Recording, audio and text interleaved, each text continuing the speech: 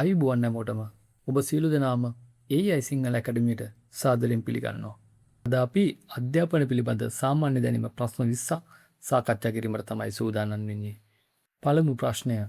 ශ්‍රී ලංකා අධ්‍යාපන අමාත්‍යාංශයේ ජාතික මෙහෙයුම් මධ්‍යස්ථානය සම්බන්ධ කර ගැනීමට ඇති නිල ක්ෂණික ඇමතුම් අංකය කුමක්ද? 1988.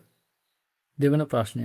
ශ්‍රී ලංකා අධ්‍යාපන උසස් අධ්‍යාපන හා වෘත්තීය අධ්‍යාපන අමාත්‍යාංශය මගින් හඳුන්වා දී ඇති වෘත්තීය අධ්‍යාපන ශ්‍රේෂ්ඨයට අදාළ නිල ක්ෂණික ඇමතුම් අංකය කුමක්ද?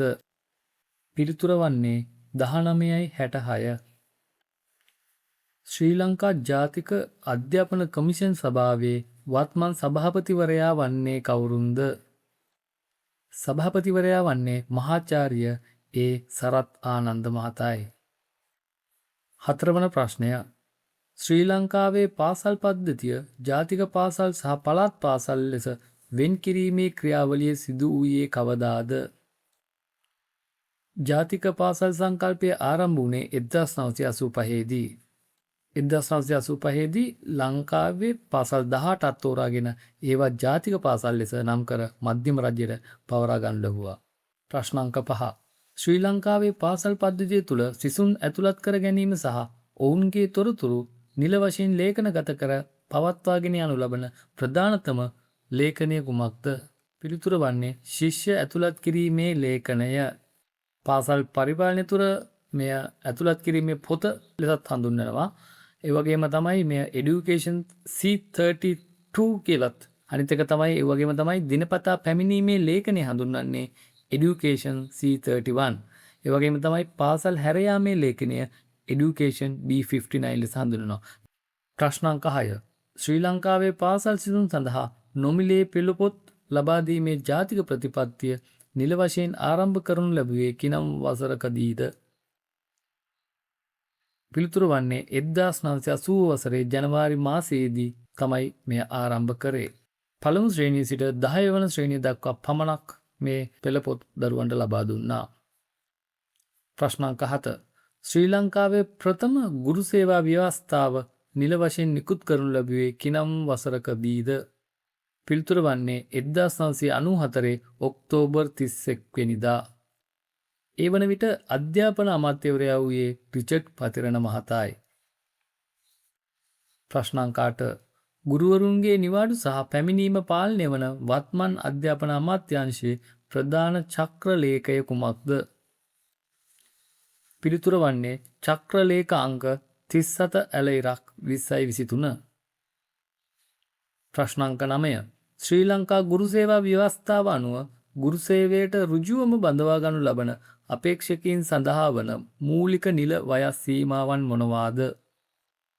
පිළිතුර වන්නේ අවම වයස අවුරුදු 18 සම්පූර්ණ වී තිබිය යුතුයි.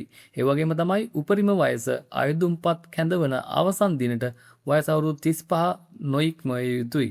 නමුත් රජයේ ප්‍රතිපත්ති සහ අධ්‍යාපන පද්ධතිය පවතින පුරත්පාඩු පදනම් කරගෙන ගුරු සේවා ව්‍යවස්ථාවේ විධිවිධානවලට යටත්ව වයස් සීමාවන් ඉහළ දැමූ අවස්ථාත් තිබෙනවා.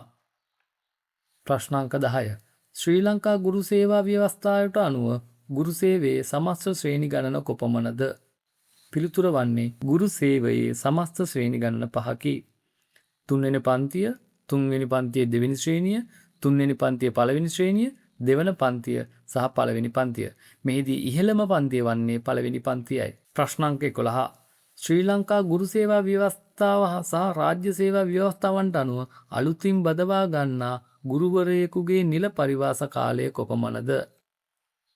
පිළිතුර වන්නේ පරිවාස කාලය වසර 3කි. ප්‍රශ්න අංක 12.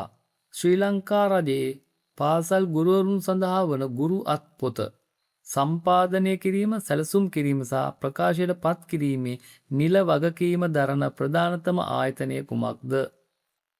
පිළිතුර වන්නේ ජාතික අධ්‍යාපන ආයතනයයි. මීට අමතරව මේ ක්‍රියාවලිය සඳහා තවත් ආයතනයක් සම්බන්ධ වෙනවා. ඒ තමයි අධ්‍යාපන ප්‍රකාශන දෙපාර්තමේන්තුව. ප්‍රශ්න අංක 13. ලංකාවේ නිල කැබිනට් අමාත්‍යාංශයක් ලෙස අධ්‍යාපන අමාත්‍යාංශය නිල වශයෙන් ආරම්භ කරනු ලැබුවේ කවදාද? පිළිතුර වන්නේ 1947 සැප්තැම්බර් මාස 26 වෙනිදා. ප්‍රශ්නාංක 14 ජාතික අධ්‍යාපන ආයතනය නිල වශයෙන් ආරම්භ කරනු ලැබුවේ කවදාද? පිළිතුර වන්නේ 1986 ජනවාරි 1 වෙනිදා. ප්‍රශ්නාංක 15 ශ්‍රී ලංකා විභාග දෙපාර්තමේන්තුව ස්වාධීන රජයේ දෙපාර්තමේන්තුවක් ලෙස නිල වශයෙන් ආරම්භ කරනු ලැබුවේ කවදාද? පිළිතුර වන්නේ 1951 ඔක්තෝබර් 1 වෙනිදා. ශ්‍රී ලංකා අධ්‍යාපන ප්‍රකාශන දෙපාර්තමේන්තුව ස්වාධීන රාජ්‍ය ආයතනයක් ලෙස නිල වශයෙන් ආරම්භ කරනු ලැබුවේ කවදාද? පිළිතුර වන්නේ 1965 මාර්තු 27 වෙනිදා. ප්‍රශ්නාංක 17 ශ්‍රී ලංකා ජාතික අධ්‍යාපන කමිෂන් සභාව නිල වශයෙන් ස්ථාපිත කරනු ලැබුවේ කවදාද? පිළිතුර වන්නේ 1991 අප්‍රේල් 19 වෙනිදා.